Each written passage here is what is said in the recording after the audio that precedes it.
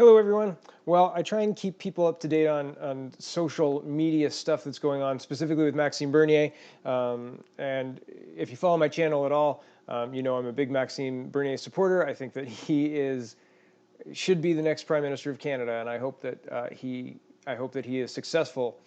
If you want to get involved, he's got lists on his Facebook. If you want to get involved in Atlantic Canada, there's a Facebook group and that's in French. And if you want to get involved in Quebec, here's the Facebook group. And if you want to get involved in Saskatchewan or Ontario or any of them, Manitoba, they're all here. So jump onto Twitter really quick and get onto Facebook. And I mean, don't put your real information on Facebook. Facebook's awful, but use it to join up with other Maxime Bernier supporters and let's really show these globalists what Canadians can do.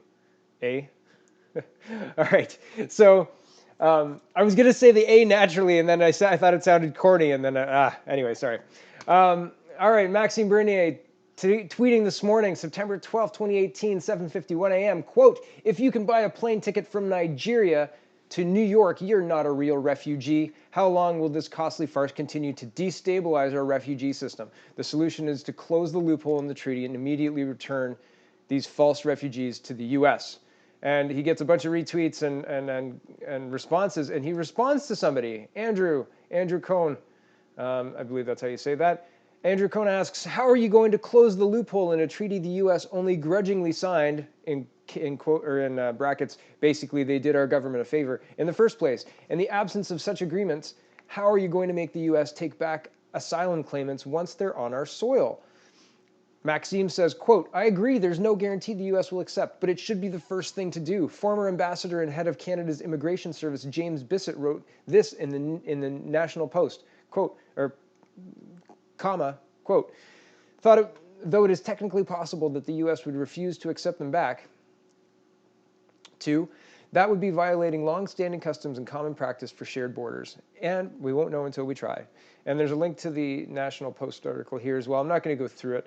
I believe we just saw use of Section 33 in our Constitution to push through a legal decision or push through a law that Mr. Ford wanted in Ontario, and it paused the Constitution for that article. And I believe that the sticking point is a part of the Constitution as well. So if we want to actually fix things, I mean, I think there is a route, and I think that the United States is very, very willing to listen to a Canadian government that isn't actively trying to subvert and actively trying to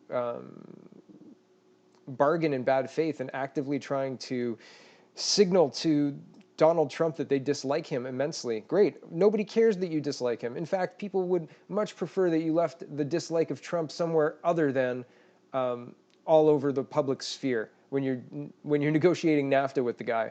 So anyway, Maxime Bernier is tweeting very clearly, "I think that the illegal border crossers and false refugees should be sent back to the U.S. No trial, no nothing. See you later. Get back to the U.S. Maxime, I support you 100%. If you also support Maxime Bernier, like I said, have a quick look on Twitter. Join up with your support, your groups in the local area. I even saw one as local as Waterloo, and I think I saw a Toronto one as well. So the grassroots, us grassroots Canadians can do a whole lot when we all work together. So let's all work together for Maxime. All right. Have a great evening, everybody.